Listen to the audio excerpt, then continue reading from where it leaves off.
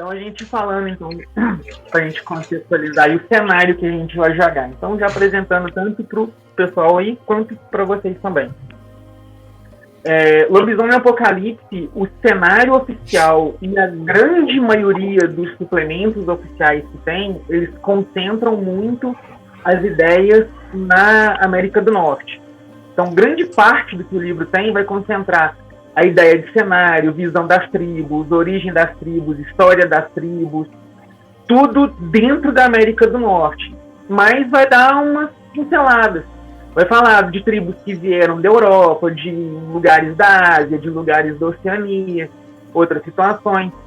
Porém, o Brasil especificamente, ele é muito mal explorado oficialmente dentro do cenário. Tem muito pouca coisa falando mesmo sobre o Brasil. E se a gente considerar o tamanho do Brasil como um todo, pode-se dizer que não existe material oficial sobre o Brasil. O que se tem muito nos livros é falado que o Brasil é um lugar onde os garotos preferem evitar porque tem muitas coisas por lá. Mas essas muitas coisas... Tem muito roqueiro, tem muito bicho lá. Tem macaco em cima de dar tensão. Essas paradas aí, a gente não gosta de lá, não. Aqui, então, tudo que eu resolvi fazer para trazer para essa história, eu resolvi começar a explorar um pouco mais coisas do próprio Brasil mesmo.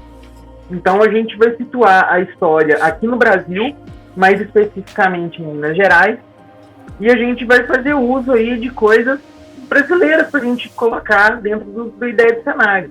Né? Inclusive os próprios personagens de vocês já vão trazer uma ideia mais assim, né? Como que esses garotos vieram parar no Brasil, como que eles existiam, de onde os personagens vieram. Coisa que a gente...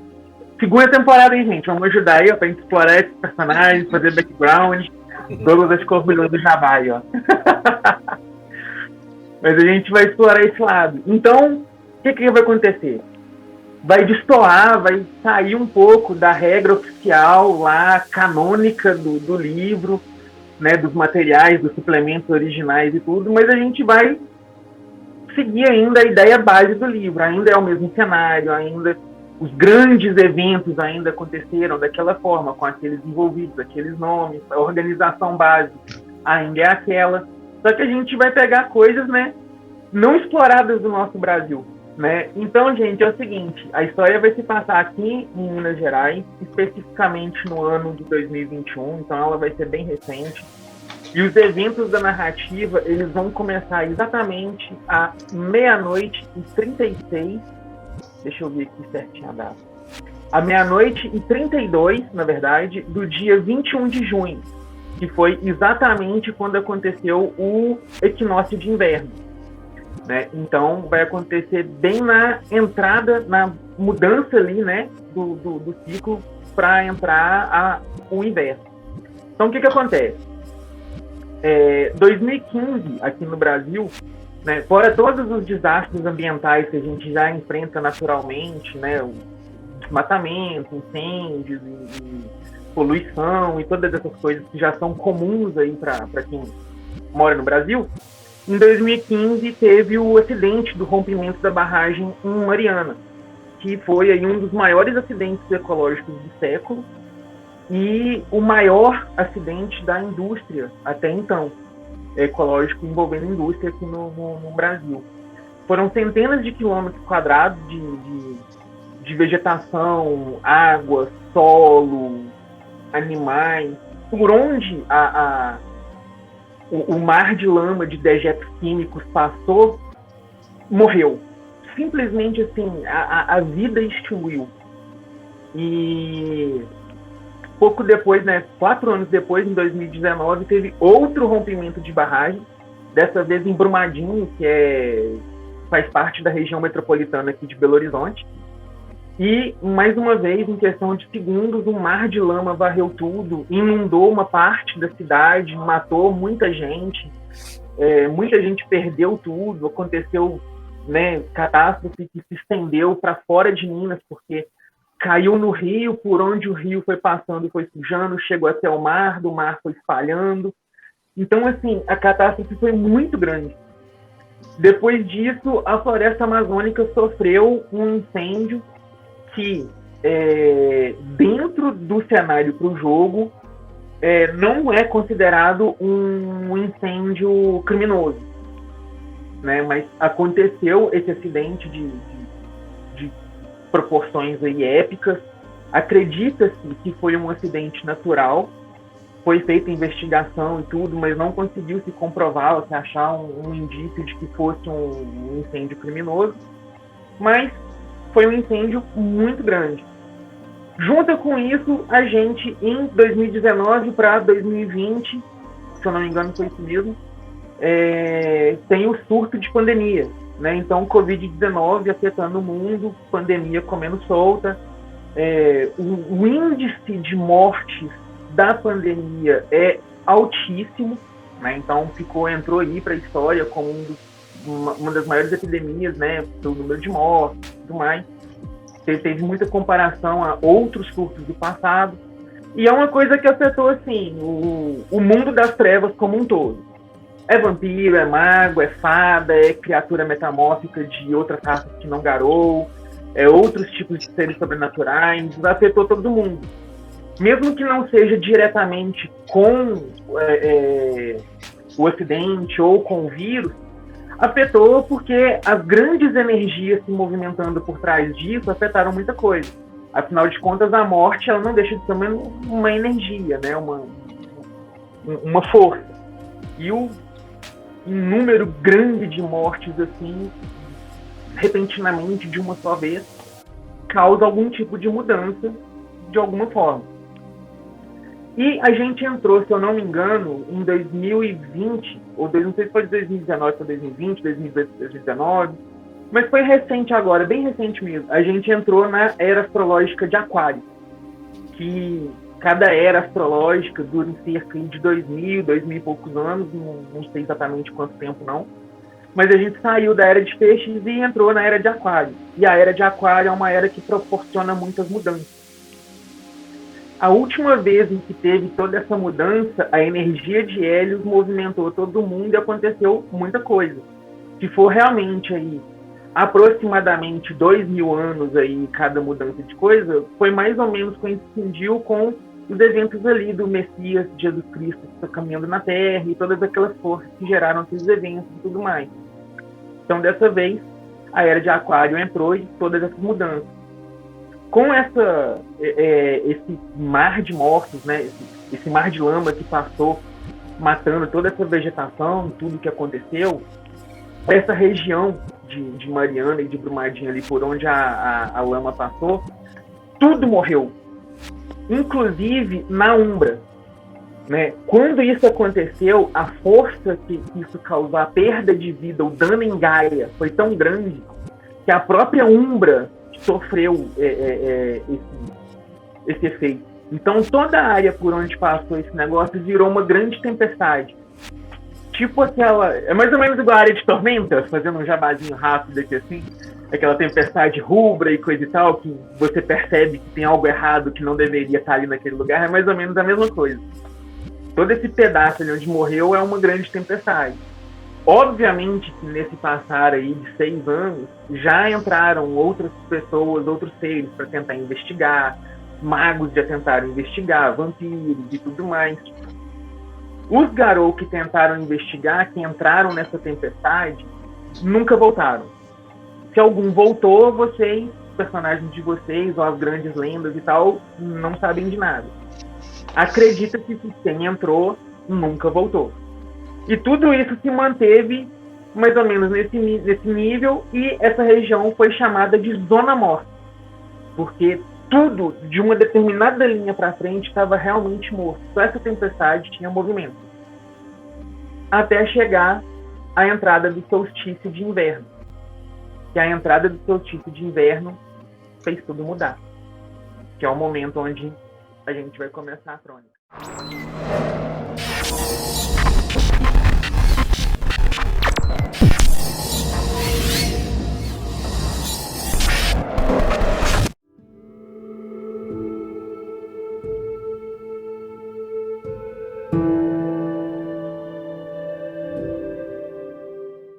Mas então eu tava falando, pra gente começar a apresentar a matilha, vamos começar da direita pra esquerda, então.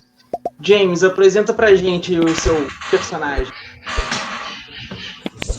Pois então. Eu vou fazer um Auron. É o cara que pensa antes de fazer as coisas. A Anne deve estar me odiando já. Meu Deus, que Auron é você? Declara, o que você vai fazer? Vou atacar! Essa aí é a frase que eu provavelmente mais vou falar eu vou bater no cara, eu vou atacar o cara e eu quero arrancar o coração do cara. Então basicamente como todos que conhecem um pouco mais de lobisomem sabem, é um moedor de ossos, de carne, de comedor de corações e cabeças, né? E ainda para ajudar eu vou fazer uma cria de fêmea. Então vou unir o útil ao agradável. Bom, o meu personagem, ele é o José Carneiro, para fazer um trocadilho, mas tudo bem. E o nome de matilha dele é o Quebra-Ossos. Ele é lutador de MMA, desde seus 15, 16 anos já estava no octágono fazendo alguma coisinha, mas nada legal naquela época, por ser menor de idade. E depois dos seus 18 já entrou para a liga profissional, já querendo começar, seguindo a vida do seu pai, né? Ele tem 22 anos, ele está classificado atualmente com peso médio. Sim. Background eu ainda estou criando, estou trabalhando nisso, então o resto a gente ainda vai vendo. Mas tá então apresentado Quebra-Ossos, personagem do James aí. Agora vamos conhecer então a personagem da Anne. Manda bala. Só um adendo. Eu estou com muito medo. Mas não é da campanha. Eu estou com medo da Anne e do Tony. Né? Que assim, uma coisa eu posso dizer. Eu fazia uma pergunta no Whats, os dois respondiam numa sincronia, numa sintonia que era assustadora. Então, eu realmente estou preocupado. Mas vai lá, Anne, a palavra contigo. Os espíritos do caos e da destruição. É isso aí. Sabe que o meu primeiro nome Garou foi Caos da Tormenta. Olha só! Olha aí. A minha personagem tem o Augúrio Hagabashi. Para aqueles que ainda não são muito familiarizados com Lobisomem Apocalipse, cada personagem tem um augúrio, que foi a lua em que ele nasceu e a lua em que ele foi abençoado. Os Hagabashis, poderia dizer uma blasfêmia aqui, dizer que eles são os Ravenos dos lobisomens. Eles são os trapaceiros, eles são os questionadores, os professores da nação Garou. É sempre aquilo que assim, cara, tá dando merda no combate. Peraí, cadê o Hagabashi que tava aqui? E o Hagabashi tá com o Dom, longe, faz horas, já foi embora, não tá nem aí, matilha que se vire. O Aurum que bata nos adversários, não é problema dele. Por isso que eu falei, pegue o personagem, faça um porradeiro. Eterna Tormenta, que é o meu personagem, eu na verdade estou fazendo em homenagem ao meu personagem original de Lobisomem Apocalipse, que é a Alka, a Causa da Tormenta, é filha. Então a minha personagem é filha de uma Aurum Senhora das Sombras, que é a melhor tribo, sem discussões, é a melhor tribo de Lobisomem Apocalipse. E é uma Hagabashi aí um pouco esperta, vamos dizer assim. A mãe dela tem muito prestígio, então sente o peso de continuar a herdar esse prestígio todo e fazer jus a isso. E, cara, meus pêsames ao alfa da matilha.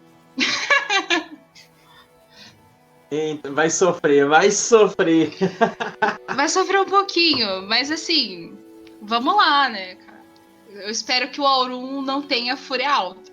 E não entre em frenesi muitas vezes. Porque, coitado. Olha aí. Então tá aí a personagem da Anne, a Eterna Tormenta. Vamos agora pro personagem do Sérgio. Sapeco seu aí, Sérgio. Então, o Lemos Pena Trovão, ele tem esse nome por um motivo. Na verdade, o nome foi dado porque quando ele nasceu, uma pena de condor caiu em cima da testa dele, e isso foi um indício de que ele era um predestinado.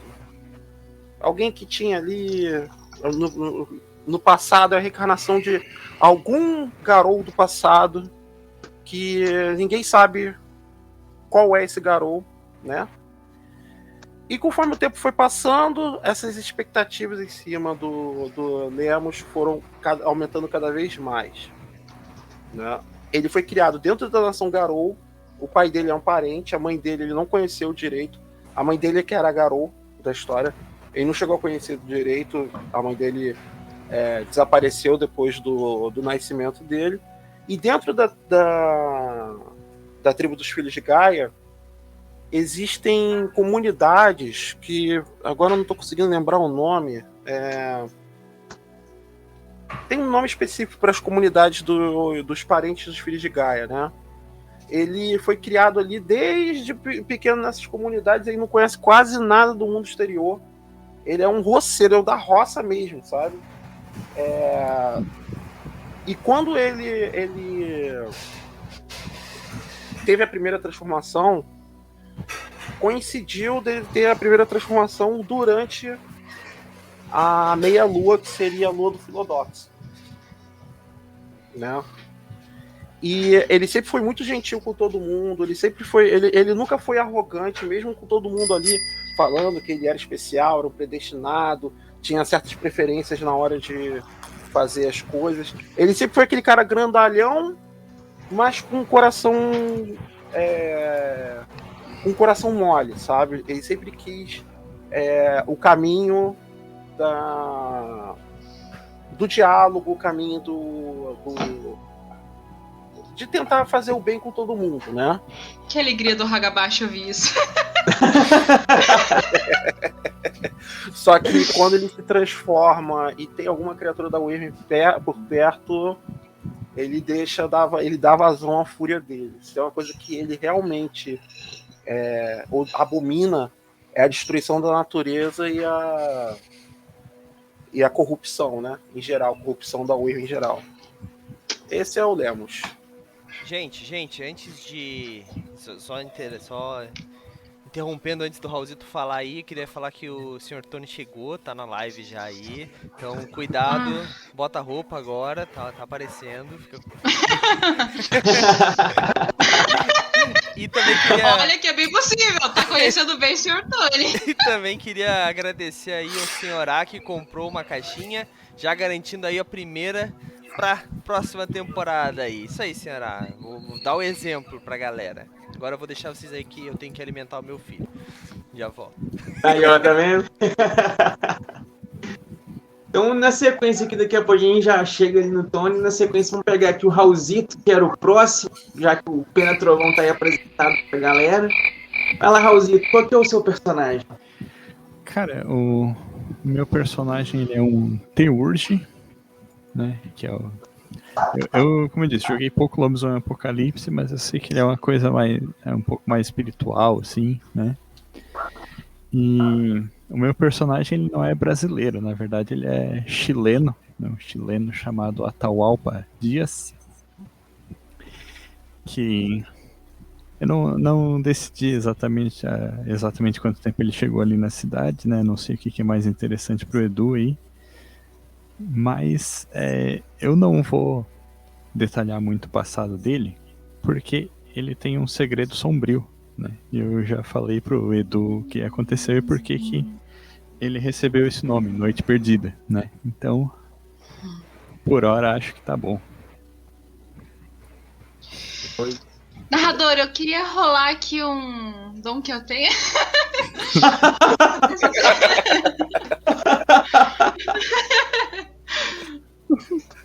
Começou a pelagem. Brincadeira. Ah, Senhor das Sombras, né, gente? Pelo amor de Deus, assim, eu tenho um segredo. Opa! Né? Nós temos um segredo. Né, agora é assim, ó, nós temos um segredo.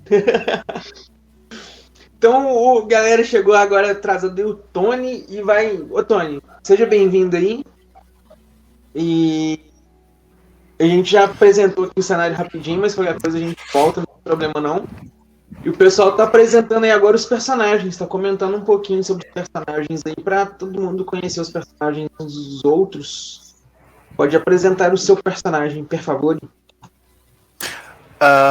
Vocês estão me ouvindo? Sim. Deixa eu ouvindo. Ah, tá, ok.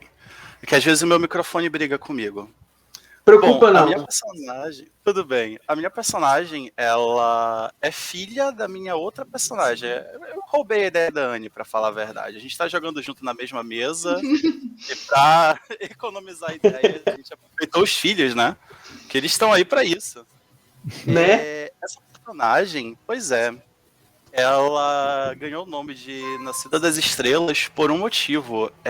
A primeira jornada que a mãe dela fez foi pra levantar, não foi pra levantar exatamente Celestino, mas foi tipo assim, pra arranjar cura pra uma amiga de Matilha que ia ser expulsa da tribo, porque simplesmente as Fúrias Negras não toleram homens, que elas cresceram com a ideia de que não haveria recriminação. Então, por exemplo, o Pegasus, que é o totem da tribo, ele não aceita homens na tribo, né? Então, toda a história dessa personagem, ela gira em torno disso. De cobranças e expectativas que são colocadas em cima dela, porque ela é filha dessa outra pessoa. Então, ela é uma musa, tem toda uma inspiração grega, ela é uma artista, ela canta, ela é sempre vista, por exemplo, com uma coroa de louros. Então, e até o próprio nome dela, Melpomene, é inspirado na musa da tragédia grega. Tipo, não é à toa o nome dela. Bacana, pessoal. Galiard, né? Galiard. É o famoso linguarudo de Gaia. O que canta as histórias, porque como a gente estava comentando, o Garou ele é feito de muitas tradições, e uma das tradições é cantar as histórias, os feitos e etc. E quem faz isso é o Galliard, ele canta os feitos, as histórias, as batalhas e etc. Tanto que no Garou não existe, tipo, um livro que fale alguma coisa. Todas as tradições são orais, ou existem os registros prateados, que são literalmente placas de prata, que a galera vai lá com o ancinho e um martelo e tac, tac, tac, tac, letra por letra. Não existe um livrinho que a galera escreve. É totalmente tribal o negócio. É bem legal. Exatamente, os registros prateados contam as histórias mais importantes da nação Garou. Pra gente dar sequência aqui, Tony, o que acontece? Mas no começo a gente fez uma parte antes de começar, que foi o contrato do horror. Que todo mundo foi colocando os temas, o que prefere que seja evitado, não seja comentado e tudo, para não causar nenhum desconforto, uma sensação ruim, um blip ruim e coisas do tipo. Tem algum assunto que você prefere que seja evitado, alguma coisa que você não gosta, algum assunto que é mais delicado para você, que você prefere ficar de boa quanto a isso? Eu sou de boa, sou narrador de aparição, então isso aí pra mim é rezar pro santo, sabe?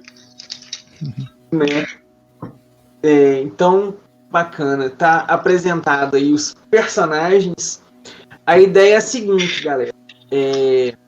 A gente vai formar a tribo, a gente vai formar a matilha na narrativa mesmo. Tá? Já tá mais ou menos em foco aqui, assim, tudo.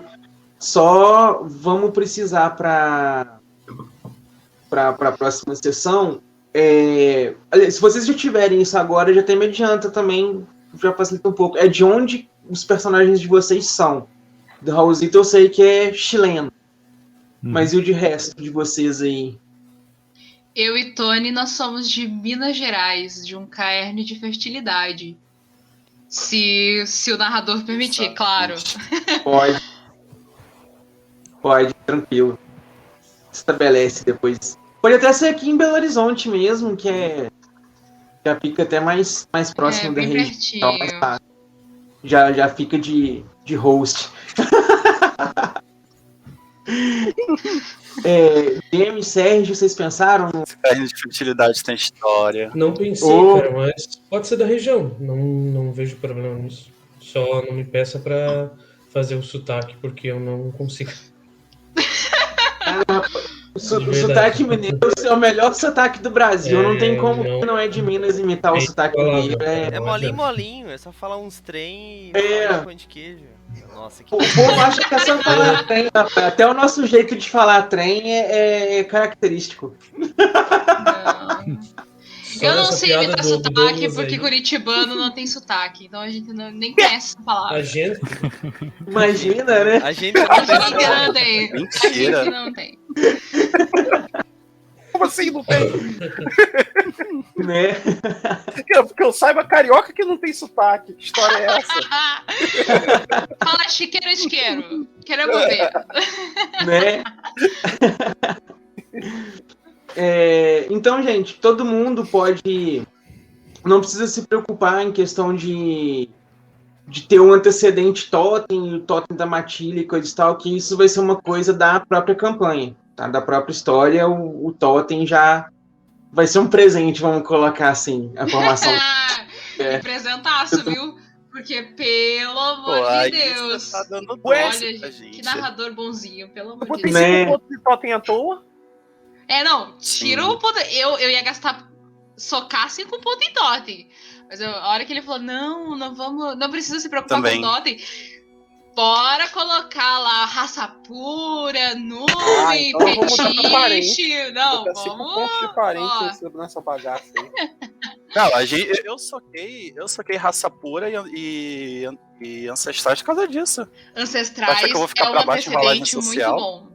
Ancestrais é um antecedente muito bom. Pode Pra pegar quem tá dentro. jogando, dica aí, ó, de jogador combeiro. Ancestrais é muito bom. Você pode é rolar maravilhoso. ancestrais pra ter qualquer habilidade. A quantidade de sucesso que você tiver na rolagem de ancestrais Habilidade é a ou quantidade de conhecimento. pontos que você vai ter naquela habilidade e conhecimento. É muito bom. É muito bom. Muito útil. Muito roubado. Coitado do narrador. Não façam isso com o narrador de vocês. Eu acho que eu não posso ter ancestrais. Acho que é... Você é peregrino? Você é o quê? Peregrino? Uhum. Peregrino não pode. Peregrino silencioso. Tem maldição que eles foram desvinculados dessa parte da vida deles, assim. Mas toda tribo tem, né, uma limitação. Por exemplo, Sim. Os Senhores das Sombras não podem ter mentores. É proibido. Toda tribo tipo a tem fraqueza ali o de seu... vampiro. As fraquezas de clã. Exatamente, toda tribo tem a sua fraqueza, exatamente. É uma medida necessária. E eu Pra balancear o jogo. Exatamente, porque assim, muitos jogadores não vão colocar nem qualidades e nem defeitos. Então precisa ter alguma coisa travando o jogador. Vocês já imaginaram o poder de um Ventru se alimentando de sangue e jogando aí dominação amada caralha sem ter a restrição de alimentação dele? Pelo amor de Deus. Então tudo precisa de uma limitação. Já pensou o Senhor da Sombra subindo de renome assim, ó, a torta direito? Senhor, os caras são os menos confiáveis da nação Garou. Os caras só toleram eles porque eles são inteligentes. E os caras subindo e, ó... Acho que eu não posso falar palavrão, né? Eu levei uma bronca da outra vez. Não levou não. Pode falar palavrão pra caralho aqui. Então foda-se. Já começou assim. A única restrição do Douglas é não falar nada que desmonetiza o canal por algum razão. Não, é porque...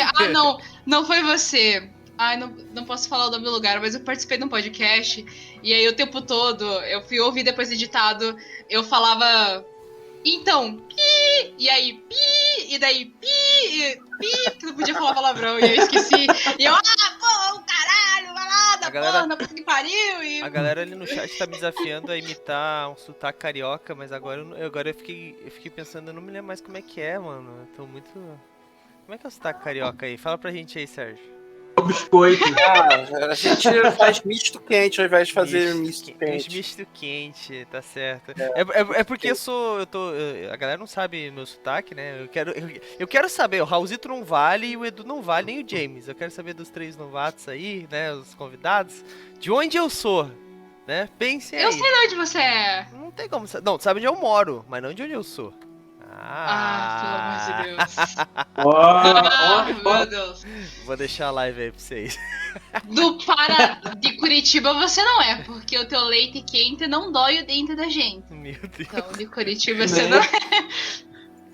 Ai. Mas então, Meu Deus. Vou parar de incomodar aqui. Não sei. Tu é paulista? Provavelmente. então, vamos lá. Final da live eu revelo. Então, os Põe aí no chat, personagens aí, galera, da onde é o Douglas? né? Respondam lá. Pra gente, pessoal da live tem que responder aí. né, pra gente seguir aqui, então, o que acontece? A gente já estabeleceu aí o contrato do horror, tranquilo, os personagens estão apresentados. Eu vou passar uma parte aqui rapidinho. Todos vocês, às vezes eu vou me referir no plural, mas vocês estão sozinhos, tá? Cada personagem está sozinho. Mas o que está acontecendo com todos os personagens, mas o personagem está sozinho, vendo sozinho, sofrendo ali sozinho, tudo sozinho. Vocês acordam assim, abrem os olhos, vocês estão num lugar muito escuro, e vocês veem que vocês estão voando, como se vocês fossem um grande pássaro. E vocês entram numa leve claridade, assim, a lua é cheia, é como se vocês estivessem sobrevoando a uma altura bem, bem elevada mesmo, um cenário assim de montanhas, de vegetação, de vale, assim, tudo, parece um pouco a vegetação aqui de Minas, né, trechos de Mata Atlântica e tudo, mistura com trechos de vegetação de outros locais e tal. Um ar muito frio, mas não venta. É só aquele ar parado, gelado, que você respira assim, até dói o pulmão de tão frio. Como se vocês estivessem voando assim. No que vocês piscam, vocês já estão de pé, mais ou menos até o joelho, em algum lugar assim, com água. E é como se fosse um lago ou uma superfície assim, uma piscina, alguma coisa, que a água está bem retinha, não tem ondulação igual no mar, ou coisa assim, né? Tá aquela água bem retinha, e como se formasse um espelho. Mesmo que o corpo vibre assim, né? Não fica 100% parado, a vibração natural assim, a água não se movimenta. E ela é mais densa, mais viscosa, não parece água H2O, assim, é como se fosse tipo um gel, uma água em gel, assim. E vocês veem, logo à frente de vocês, assim, 5 silhuetas de crinos. Sabe aquela cena, assim, que a lua tá no meio do horizonte, assim, que você vê o arco da lua, metade no céu assim, e a outra metade está oculta? Nesse arco da lua que está aparecendo assim na frente, vocês veem a silhueta de 5 crinos. Como está muito escuro, não dá para ver assim a cor da pelagem, traços algum glifo, alguma coisa assim. Vocês veem só a sombra, né, pelas costas da iluminação da lua, assim. E no crinos do meio aparece um glifo branco, como se fosse um glifo branco, não, assim, é como se a sombra ficasse transparente e desse para ver através da marca do Crinos a luz da lua ali, assim, que forma o glifo de um teurge no meio. Aí, à esquerda, vocês olhando assim, né, à esquerda de vocês, um Galiard, à direita, um Arum, na outra esquerda, um Philodox, na outra ponta um Hagabashi.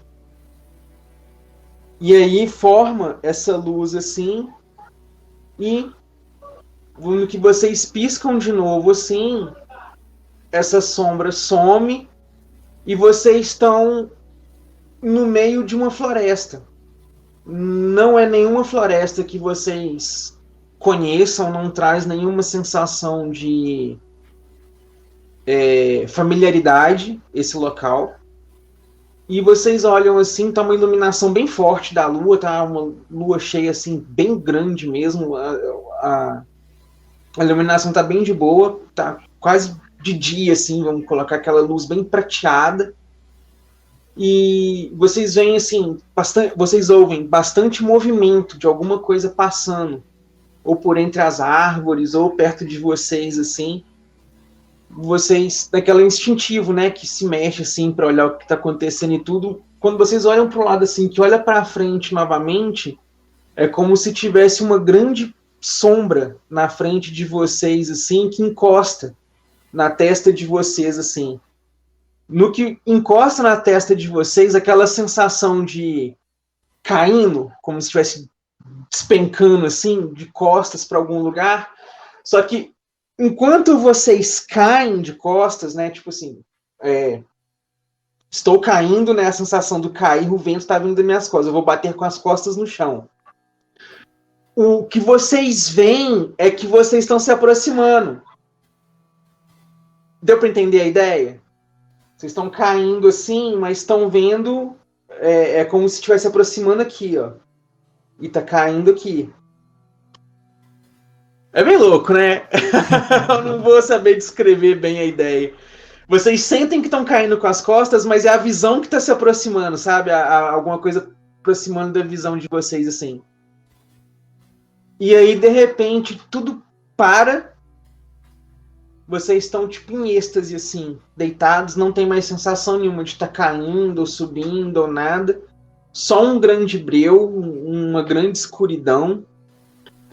E aos poucos começam a surgir alguns sons. A princípio são alguns gemidos bem distantes, bem longes, assim, que lembram um pouco alguma coisa de sofrimento, de agonia, sabe? De dor, alguma coisa assim. Aí esses gemidos vão começando a ficar mais fortes. Começam a surgir alguns gritos, bem longe, assim, vão se tornando mais altos e mais próximos, e vão aumentando na quantidade, tanto dos gemidos quanto dos gritos. Até que vai chegando a um ponto que vai ficando tão alto, tão próximo, tão ensurdecedor, que é como se virasse aquele som de microfonia bem agudo, estridente, no ponto que ele começa a doer no ouvido, que vocês instintivamente assim, né, que fecha o olho para tampar a dor, assim, a dor some. Quando ela se abre novamente, vocês estão na frente de uma enorme lagoa, que quem já esteve aqui em BH, os personagens que já conhecem vão reconhecer que é a Lagoa da Pampulha. Vocês estão sentados bem na orla da lagoa assim, e estão olhando. E do meio da lagoa começa a borbulhar a água, como se estivesse muito quente. Mas só no meio, o entorno dela, assim, próximo das margens, não. E aí começa a levantar as bolhas, assim, começam a ficar mais fortes, alguma coisa começa a levantar de dentro da água. No que começa a levantar, vê que é uma silhueta de uma mão levantando, assim, ó, e do lado dela outra mão, e outra mão, assim, do lado, e vai surgindo. E pedaços de corpos todos sujos de um líquido preto, que não é a água da lagoa. A lagoa é suja, mas não é a água da lagoa, não. Tipo um petróleo, assim, um líquido bem preto mesmo.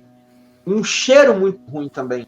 Um cheiro de morte, podre, assim, ruim. À medida que vai levantando, é como se fosse uma bola formada de várias partes de corpos.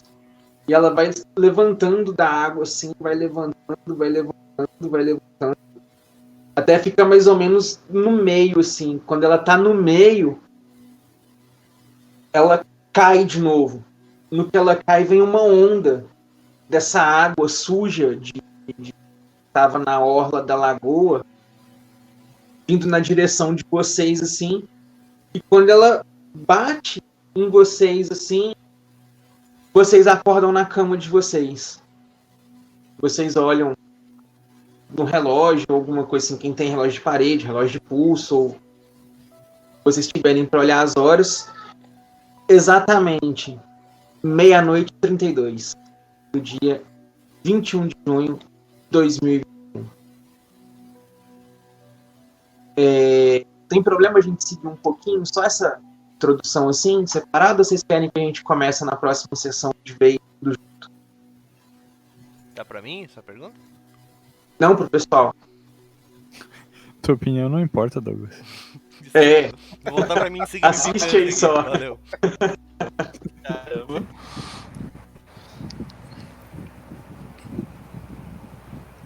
Cara,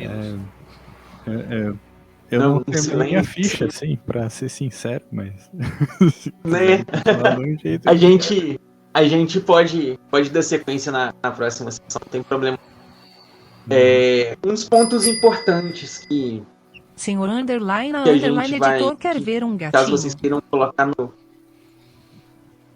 A senhora quer ver um Invoca um gatinho. gato na live. A senhora quer um gato.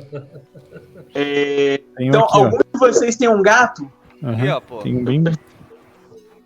Olha lá, ó, Dois invocou um gatinhos gatinho. na live, ó. Ele pediu um gatinho, então não serve o gatão aqui, sabe? Tem que ser um Ai, gato. meu Deus. Tu viu isso, Malk? É possível isso, mano? Inclusive, o nome do meu gato é Malk, né? Pra quem conhece o Mundo das Trevas aí entende por quê. Ótima referência, né?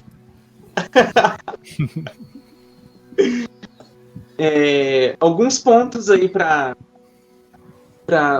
gente levar a questão da história. Os personagens de vocês, eles não são novatinhos, não, né? Então já tem um certo tempinho que vocês estão ali como garotos. Não é nada épico ter subido posto épico e coisa e tal, mas tipo, não sofreu a primeira transformação ontem, sabe? Vocês já têm noção que são garous, já têm noção dos dons, os dons que vocês têm. Vocês já sabem utilizá-los, os espíritos já ensinaram para vocês. Vocês só não têm uma matilha de fato formada. Vocês podem fazer parte como membro honorário de alguma matilha. Saúde, gente. Vocês podem fazer parte de uma... honorariamente de alguma matilha, igual a personagem da Anne e do Tony, que tem parentesco com garous aí, criados com parentes, mas vocês podem estar atuando ou ter atuado já com alguma outra matilha, não tem problema. Mas a matilha vai surgir agora. E é muito importante. Tá sem som. Eu não sei se a Anne falou alguma coisa ali, mas tá muito... Eu estou mutada falando aqui há um tempão. Acontece! Todo mundo vai começar com posto 1? Todo mundo posto 1. Os personagens são de posto 1. Beleza. Tchau, Tons nível 2.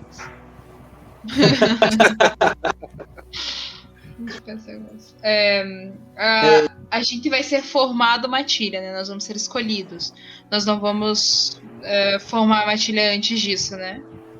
Isso, vocês vão ser escolhidos. A matilha vai ser formada durante a crônica. Eu pergunto isso porque existe um efeito narrativo bem legal. Porque, assim, quando você cria uma matilha, você cria um vínculo de matilha. E isso é muito importante, porque Garou é um jogo hierárquico e também é um jogo de você ter um sentimento de irmão de matilha, por mais que você não conheça aquela pessoa. Vou dar um exemplo da crônica que eu estou jogando.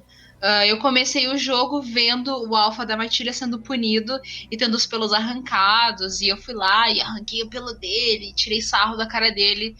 na noite seguinte eu virei membro da matilha. Fui aceita como membro da matilha.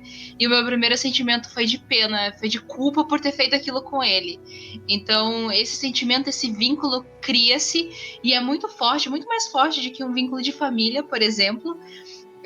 Cria-se com a matilha a partir do momento em que vocês viram matilha e você tem, mesmo que você não conheça, não sabe nada sobre a pessoa, você daria sua vida por aquela pessoa.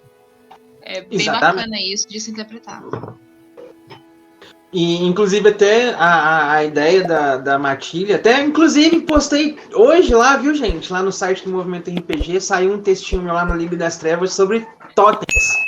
Inclusive até deixei lá falando que o legal das matilhas é que em muitos casos é o totem quem junta as matilhas, porque para você ter a bênção do totem e tudo mais, o totem tem as leis dele, tem as regras dele, que em muitos casos não tem semelhança ou relação nenhuma com os dogmas dos seres humanos e do mundo real, porque os espíritos têm uma visão bem diferente de como as coisas são, de como a própria criação é.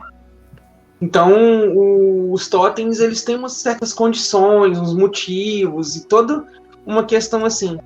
E aí foi até a Anne comentando lá no grupo, antes da gente começar a jogar aqui, ela deu umas dicas lá e tudo, eu falei, nossa, tava planejando uma coisa. É verdade, vai ficar melhor se eu fizer uma coisa assim, diferente. Aí eu mudei alguns detalhes para fazer a matilha formar durante a crônica. Então espero que vocês gostem.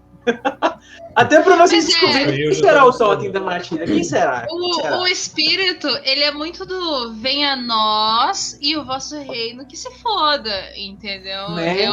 O dele tem que estar em dia e o resto, por mais benevolente que seja, por mais ligado à Gaia que ele seja, ele quer garantir o dele. Então, assim, isso é muito importante. Os totens de matilha, eles exigem dogmas que precisam ser cumpridos. Caso não sejam cumpridos, o totem pode olhar pra matilha e falar assim, ó, problema de vocês agora, não abençoo mais vocês, problema de vocês, e ele vai embora, ele não tá nem aí. A chiminagem, para quem não sabe o que é chiminagem, é um acordo que você faz com o espírito em troca de alguma coisa. É um contrato. Pacto com o diabo. Exatamente, é um pacto profundo com o espírito, precisa ser cumprido, e assim, ele não tá nem aí, ele quer o dele, problema Vou de dar um vocês. print no grupo, Douglas, se ele fizer o favor de colocar na live, vai discorrendo aí, eu vou mandar Não pro coloca não, porque Não, assim, corre aí, muitas continua. matilhas, vulgo a matilha que a gente está jogando nas quartas-feiras, vivem do meu chiminagem minha vida, né? Então faz chiminagem com todo Obrigado, tipo de espírito. esse é o título da minha. Coisa. Esse é o título do meu bloco. Mas o totem é muito importante. Ó, pra não Saber, dizer por que estou exemplo, se o mentindo. totem é um totem de guerra, é um totem de astúcia, é um totem de sabedoria. Isso é muito importante para o tipo de interpretação de personagem que você vai ter. Porque o totem, ele te influencia na tua personalidade, no garou que você é, do tipo de coisa que você busca.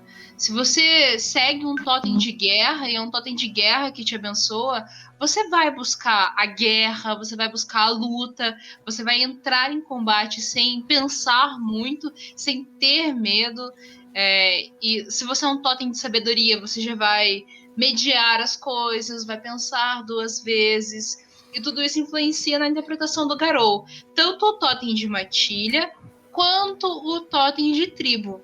Percebam que nós, como jogadores, escolhemos cada um um augúrio e cada um uma tribo, para não sermos parecidos e explorarmos essas diferenças entre as tribos e entre os augúrios. E isso é bem bacana, é enriquecedor. E vocês imaginam que, por exemplo, os crias de Fenris, que são muito mais próximos do Aurum, do cara que é guerreiro, do que tem certeza do que veio, para falar com o Senhor das Sombras, que ele olha pro Senhor das Sombras e você só não mata esse cara porque ele é inteligente e ele tá ajudando a gente pro apocalipse. Então isso é bem enriquecedor. E eu pergunto pro nosso narrador, nosso totem será um totem de sabedoria, de honra, de guerra, de astúcia? Pelo amor de Deus! É porque assim. Eu não saberia de gastar os meus pontos na ficha. É porque assim. tem espírito de tudo. Não é brincadeira. Existe um totem chamado Totem do Peixinho Dourado. E ele é um totem de sabedoria. Não é sacanagem. Ele é um totem oficial. Ele está no livro. E ele, por sinal, é um totem muito forte. E ele tem um dos dogmas mais fodidos que existe. Que é que ele te exige a ouvir os dois lados da conversa. Antes de tomar qualquer decisão. E, tipo, ele te abençoa te dando bonificação em força de vontade, liderança, um monte de coisa. E é o Funk Totem do Peixinho Dourado. Agora tu imagina, quem é que criou esse bendito Peixinho Dourado? Aí a gente fica na dúvida quando a gente não sabe. Pode falar merda que eles deixaram a gente falar palavrão. Eles deixaram a gente falar palavrão, né? Mas não é o Totem do Peixinho Dourado. É porque assim, os espíritos vão desde o espírito pequenininho, que isso é do cenário, gente, é mecânico. Vai desde o espírito menorzinho até o Encarna, que é o representante de todos os espíritos daquela ninhada.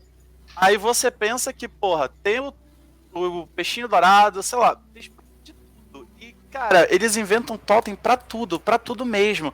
Tem a porra do totem da professora, que é um espírito que te ensina coisas, literalmente isso. É a personificação de uma professora. É só isso que ela faz. Então, né? Mas, cara, as coisas que ela te dá é muito foda. É literalmente mãos flamejantes. Você dá dano de radiação por fogo. E você cura a radiação. Olha que coisa legal. Aurum. Mas respondendo a questão da Anne, o totem. Pode fazer o personagem tranquila, não precisa preocupar, não. Pode ficar tranquilo. Eu te garanto que isso não vai te fazer perder pontos com o totem. O totem não vai te olhar mal por conta disso, não. Eu não tenho essa preocupação por conta do totem me olhar mal. O que acontece? Fica quieto, Tony. Por exemplo, a Aurum com quem eu jogo, ela é muito voltada para o físico, para o combate, para o pensamento de estratégia de batalha e etc. Por quê? Porque possui a bênção de um totem de guerra. A Matilha tem esse pensamento, ela age com esse pensamento. Então, ela busca a guerra, ela vai atrás da resolução do apocalipse, de lutar pelo apocalipse, de mobilizar as frontes para o apocalipse. A Matilha de Sabedoria, por exemplo, ela não pensa isso. Ela pensa em resolver o apocalipse, em sentar, em meditar, em pensar naquilo. Então, isso influencia no gasto de pontos na ficha. Claro, a nossa ficha já tá gasta, né? Eu acho que muitos de nós já fizemos a ficha, já gastamos e etc. Se for um totem aí que não for de acordo com a minha ficha, fodeu. Fazer o quê, né? Bora torcer pro alfa da Matilha defender a gente, mas... Por isso que eu gosto de jogar de Filho de Gaia, que Filho de Gaia é de boa com todo mundo. Né? Cara... Depende. Né? Não, mas isso ainda não foi escolhido o alfa, né? O totem tá bem planejado. Pois é, eu quero o alfa desta matilha. Para ontem. E o meu voto é no Aurum, que eu gosto do terror. Mas a matilha ainda nem se conhece, ou vocês já nem se conhecem ainda? Como que já tem o alfa? Não, tem que pensar com antecedência. O meu voto pro alfa também é no Aurum ou no Philodox, porque eu gosto de infernizar a vida desses dois augures em particular. Não, Philodox não, pelo amor de Deus, eu sou o Senhor das Sombras. Ela sabe muito bem o terror que eu faço no jogo, no outro jogo. Né? Mas o alfa da matilha é bem importante, até porque o jogo de lobisomem é um jogo hierárquico. Você obedece o alfa porque ele é o alfa. Com exceção do Hagabashi, que ele é o Hagabashi. Não só o Hagabashi, porque a hierarquia do lobisomem vem não só do posto de alfa, beta e ômega, isso é importante, são 3 postos importantes demais, mas pela raça pura, que é literalmente o pedigree. Quanto mais pedigree tu tem, tipo, mais de raça tu é, mais respeitado as pessoas vão te olhar. Então, isso faz com que você seja mais bem visto, entendeu? A ficha do lobisomem permite, por exemplo, você ser um impuro. Você literalmente nasceu de um pecado contra a litania e você ter raça pura 5. Mas aí é que tá. O impuro ele nasceu do pecado, mas ele não é a violação da litania. A violação da litania é o pecado que os pais tiveram. Então ele ainda é o pode. resultado Pois é, da mas violação ele da ainda litania. pode ter as honrarias e ser o alfa, boladão, líder de Caerne. Ah, Só que não. fodão. Philodox, você queria um alfa impuro? Cadê a Philodox dessa matilha? Cadê o Philodox Melhor aqui? não, né? Melhor não. Olha, Melhor dá- não, não é pô, mesmo? O impuro no interessantíssimo, alfa da hein? Eu matilha pode aceitaria dar de um boa. problema sério pra gente. Ó, Exatamente, The Black inclusive... Shinobi, ele falou uma coisa lá no chat lá, ó, ele falou que você não pode ser impuro e ter raça pura, por conta dos problemas na criação do personagem. Tananã. Na verdade, pode, Tananã. depende da edição. Por questões sistemáticas, a White Wolf revisou isso e também tem o problema da tradução. Do inglês para o português, isso é problema de editora. Então, segunda, terceira edição, revisada há 20 anos, é questão de quem escreveu e quem editou o livro. Mas vai do narrador que está permitindo ou não permitindo e do livro que você está lendo. Então, você ainda pode ter a raça pura, porque, querendo ou não, seus pais têm raça pura. Então, seu sangue ainda é um sangue puro, não é um sangue que se miscigenou ao longo do tempo com um parente que não tem raça pura, entendeu? Vai de quem editou o livro, realmente. É o problema da revisão. É literalmente sistemático isso. Né, muitos detalhes em questão. O RPG como um todo é muito isso, né? Você ajusta ali cada meandro da regra pro que vai te ajudar a contar a melhor história que você quer contar. Né? Então, às vezes, se uma regra te atrapalha a contar uma boa história, muda aquela regra ali, ou passa por cima, ou, né? Faz um Por isso que existe a regra de ouro, tipo. Exatamente, a Tá regra de ouro do atrapalhando, só narrador. tira ou modifica. É a melhor coisa a se fazer. Exatamente. Até Porque, porque assim, se não fosse isso, não estaria rolando agora aqui uma crônica no Brasil de lobisomem, né? Porque não teria um lobinho. A gente estaria jogando de mocolé, né? Mas a realidade do mundo das trevas, no geral, eu disse isso muitas vezes e eu repito, defendo muito isso. O mundo das trevas só funciona porque a comunidade cria regras de ouro. E isso é fato. A impressão que eu tenho é de quem escreve os livros do mundo das trevas não joga muito, sabe? Falta um pouco da experiência de jogo. Porque se jogassem, veriam que é necessário ter essas regras de ouro, uma mudança das regras e etc. Porque, de fato, por que o impuro não poderia ter raça pura? Ele nasceu de 2 pais garous, isso não impede ele de ter raça pura, de ter os pelos mais brilhantes, etc. Talvez isso até favoreceria a raça pura, porque ele nasceu de 2 pais garous. Então, assim, isso é... Mas, de qualquer maneira, o impuro numa matilha, mecanicamente, sempre será o impuro. Sempre será o ômega. Sempre será temos que fazer uma missão Ele suicida. sempre é o cara que Morre você primeiro, impuro! Morre você primeiro! É sempre isso. Porque o impuro ele tem 2 ideias. Ou ele surge daquele amor proibido, que é a parte romantizada, ou em tempos de guerra precisamos de guerreiros que nasçam rápido. Beleza, vai ali e faz o impuro que em menos de um ano tá pronto. É tipo isso, entendeu? Rapidinho tá pronto. É um nugget. Entendeu? É o nugget da Nação Garou. Chegando perto do Apocalipse, os Senhores das Sombras, que é uma tribo um pouco mais assim, a gente faz o que tem que fazer. Cuzona.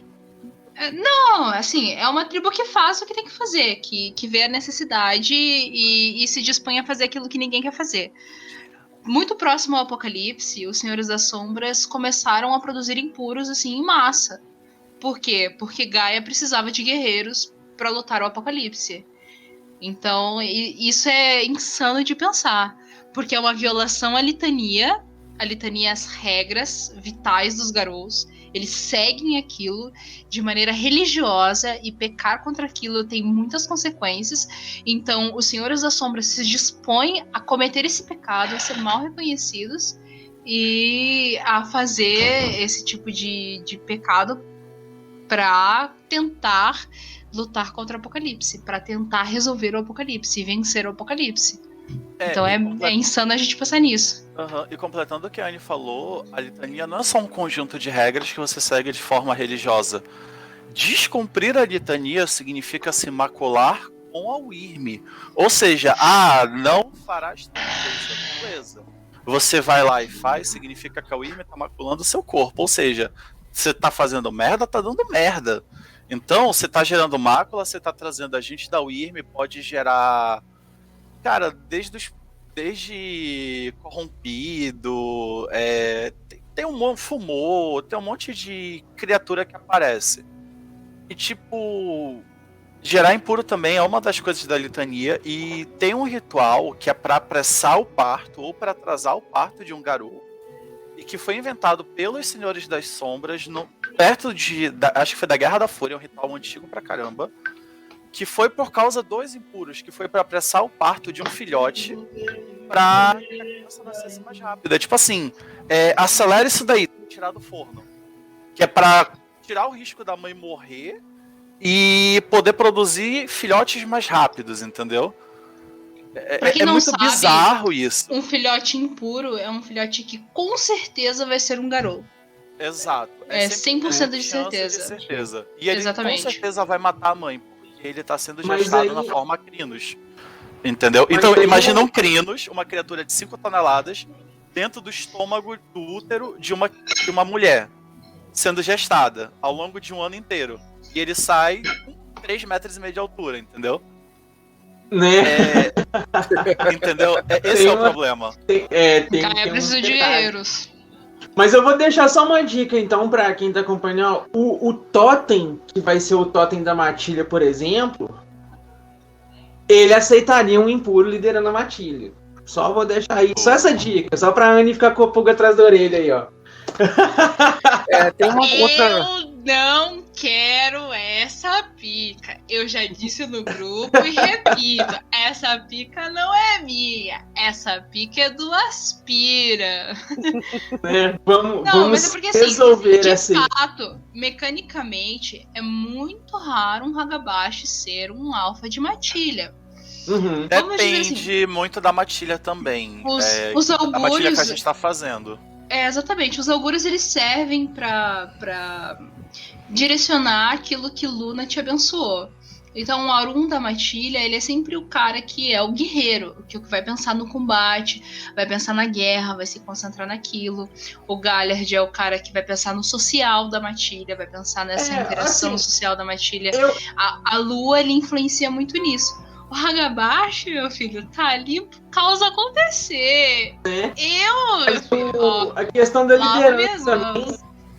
ela flui muito pela necessidade. Em tempos de guerra, é muito comum que o Arun, por exemplo, tome a liderança da matilha, porque Exatamente. ele vai saber conduzir melhor o combate e os pontos fortes. Mas, por exemplo, numa assembleia ou numa ocasião social, é mais comum que o Galliard ou o Philodox assuma o controle da matilha e tome a liderança, porque é a área de conforto deles, é onde eles Exatamente. estão travando o combate. Mas é aí que tá- vai do alfa da matilha ter esse feeling de perceber o augúrio de cada um e deixar que o augúrio de cada um seja executado naquilo que ele é excelente. Por exemplo, vamos dizer que o Aurum seja o alfa da matilha. E eles vão lidar com o Teurge, com um Shiminage, com um espírito. Ele vai lá, Teurge, tome a frente, faça isso. Você é o nosso expert, você é o que sabe fazer. Uhum. Então, isso é muito importante pro alfa ter esse feeling. Ter o feeling do que, assim, em cada momento eu vou ouvir o Garou desse augúrio para que eu entenda melhor essa situação e possa tomar uma decisão.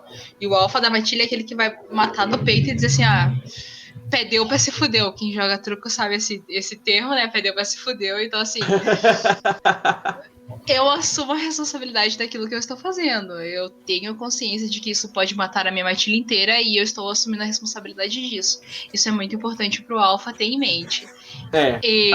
Eu sempre aconselho, assim, um alfa e beta Aurum e Teurge é muito bom. Philodox e o Aurum é muito bom. Teurge, eu fico entre esses 3 augúrios, assim, não querendo me excluir, claro. Já me excluindo. É algo que vamos descobrir então na próxima sessão. Tanto quem é o totem, votem aí no quem é o votem alfa. aí Votem aí no chat quem merece ser, quem será o melhor. Eu só tô vendo um complô pro novato se ferrar. Nada. Se a matilha for uma matilha de enigmas, eu tô preparado. Eu tô rezando pra esse seu totem de enigmas. Cara, assim, ó, ser bem franco, eu tenho minhas restrições a storytelling, principalmente pelo meu contato anterior com o vampiro. Eu joguei um pouquinho de mago, Douglas, sabe? Mas foi Enfim. Crônicas of Darkness, daí não conta. Isso, Ninguém gosta exato, dessa é. merda. Vai arrumar um Eu monte de gosto. inimigo. Não, eu só falo isso porque eu pego no pé do Raulzito, gente. Tô brincando. Eu tava jogando. Pois então, a gente jogou um ano quase até. E mago, beleza. Vampiro, eu tenho meu pé atrás porque eu não gosto dessa coisa de que eu estou falando com alguém e esta pessoa está movendo uma adaga para minhas costas. Entende? Então eu tenho esse O problema. tempo todo, alguém tá puxando o teu tapete, Exato. né? Eu tenho esse problema com storytelling porque no meu primeiro contato foi com o vampiro. Então é muita trairagem. Muita trairagem. E eu acho assim, um saco isso. A Entende? diferença Capaz que você vai gostar de homem... lobisomem, então, Pois porque é, a pegada exatamente. mais Power Rangers, sabe? eu Temos gostei que nos unir, temos que O que ficar você vai juntos. das pensar? frases de vocês aí foi o seguinte, ó. Porque assim, ó, o vampiro é mais um nas costas do outro o tempo inteiro. O mago é mais aquela coisa. Não fui eu, não sei, nem sei, eu tô aqui. Okay? Os três macaquinhos, né? Não vi, não Sim, ouvi, exatamente. não falei nada. Gente, quem isso aí. são as opções aí pra ser o alfa? É o quebra-ossos que vocês estão falando? O Aurum, exatamente. O Philodox da Matilha. E o Teurge. Eu vou abrir uma enquete. Uma aqui. enquete. Eu só posso botar Isso. 2 na enquete aqui, então escolham 2 aí vocês.